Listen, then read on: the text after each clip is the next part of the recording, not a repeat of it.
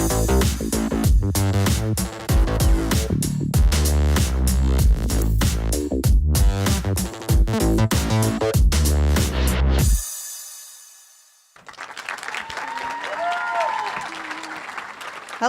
I have a sneaky suspicion that I'm better off tweeting about these brilliant talks than standing up here, but let's go, we'll see. So 3 years ago, I moved from Scotland to Cardiff. My partner Adam and I had done the long distance bit for a while. I'd never lived outside Scotland, really liked it down here, so I decided to move, and I was really excited about living in a new place. I got a great job as Research Engagement Officer at Tenevis Cancer Care, a leading Welsh cancer charity. My job involves supporting our PhD students to share their brilliant research in lots of interesting and accessible ways, like at Green Man Festival in Einstein's Garden.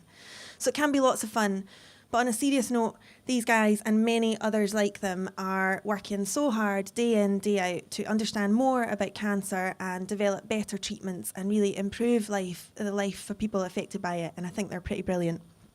2017 was a bit of a roller coaster year for me. Started like lots of other years, but with one big difference. I was expecting twins. So I was excited, nervous, and by the end of my pregnancy, I was enormous. But Jack and Alfie arrived in April 2017, safe and sound. We were pretty biased, but we think they're perfect. It's not always how we describe them in the middle of the night when they're keeping us awake, but we felt really, really lucky. Then, 5 weeks later, I was diagnosed with thyroid cancer. Shit. The small lump in the front of my neck that I'd convinced myself was just another weird pregnancy-related swelling was cancer. So what now? I had 5-week-old babies and cancer. I remember really funny things about the day that I was told it was cancer, like this jumper I was wearing. The consultant told me it was cancer and then swiftly left the room and sent in a nurse. And she said to me, "I really love your jumper." And I still bought it in Paris. And it's something that will always stick with me. 10 days after I was diagnosed, I had surgery to remove the 2-centimetre tumour and my thyroid. Then I went home to my boys. Newborn babies don't give you much time to sit and dwell, so life carried on as normal.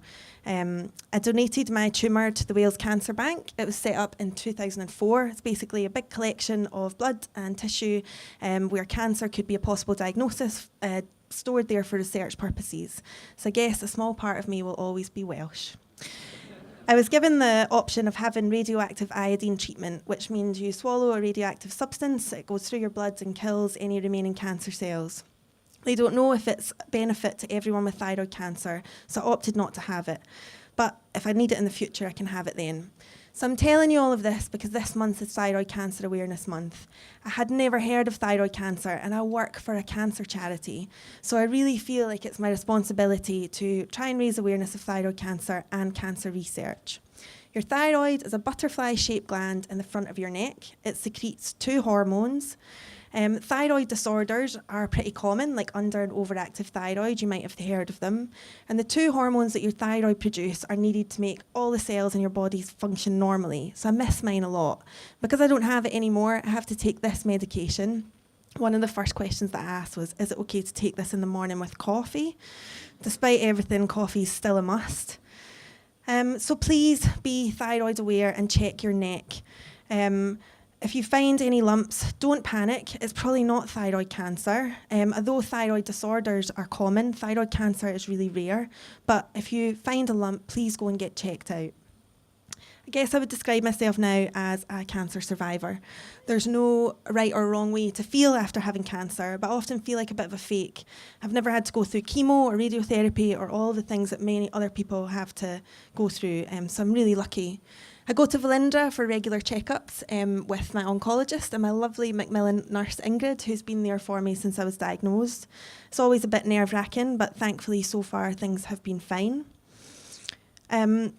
I believe that the NHS saved my life, but I also believe that we really need cancer charities.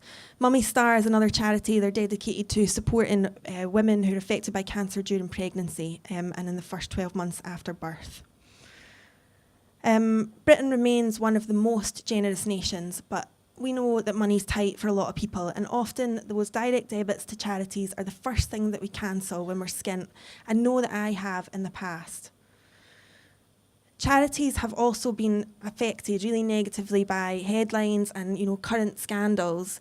I read one article recently and someone had commented on it saying that they'd always given regularly to charity, but recent reports told them they'd been naive and they wouldn't be naive anymore. I don't think it's naive to support cancer charities. So I'm sharing my story, but it's not about me, it's about you. Please check your neck, check everywhere. And if you have any concerns about your health, please, I would encourage you to get to the doctor. And if you can, support cancer charities. We can't afford to lose the services that they provide or the cancer research that they fund. Thank you.